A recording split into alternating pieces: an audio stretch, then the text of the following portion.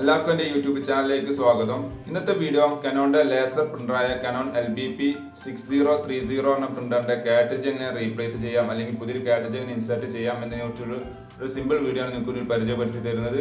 Video കാണുന്ന മുമ്പ് എൻ്റെ ചാനൽ ഒന്ന് സബ്സ്ക്രൈബ് ചെയ്യാം, ലൈക്ക് ചെയ്യുക, കമൻറ്റ് ചെയ്യുക, ഷെയർ ചെയ്യാം. അപ്പോൾ നേരെ വീഡിയോയിലോട്ട് പോകാം.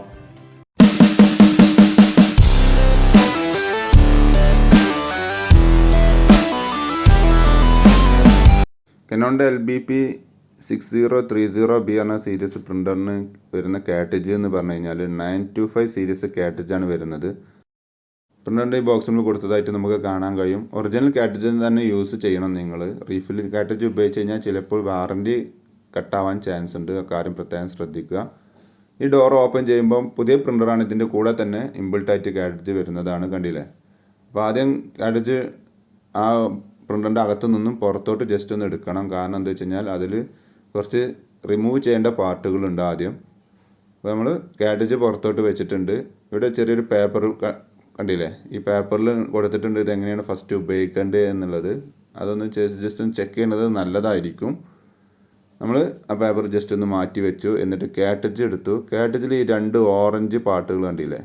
അത് ഒഴിവാക്കാനുള്ളതാണ്. അതൊരിക്കലും വെച്ചിട്ട് നമ്മൾ പ്രിൻ്റ് കൊടുക്കരുത്. അങ്ങനെ പ്രിൻ്റ് കൊടുത്തു കഴിഞ്ഞ് കഴിഞ്ഞാൽ ബ്ലാങ്ക് പേജ് ആയിരിക്കും വരിക, അല്ലെങ്കിൽ എന്തെങ്കിലും എറർ മെസ്സേജ് കാണിക്കുന്നതാണ്.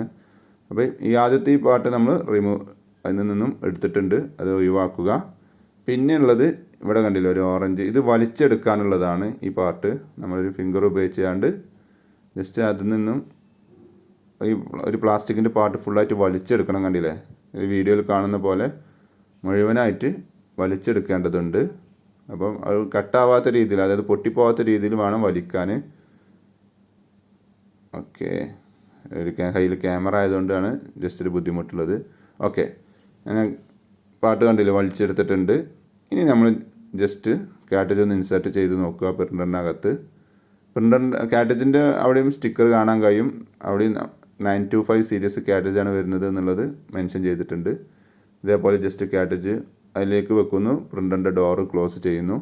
ഇനി ജസ്റ്റ് ടെസ്റ്റ് പേജ് ഒന്ന് പ്രിൻ്റ് ചെയ്ത് നോക്കാം.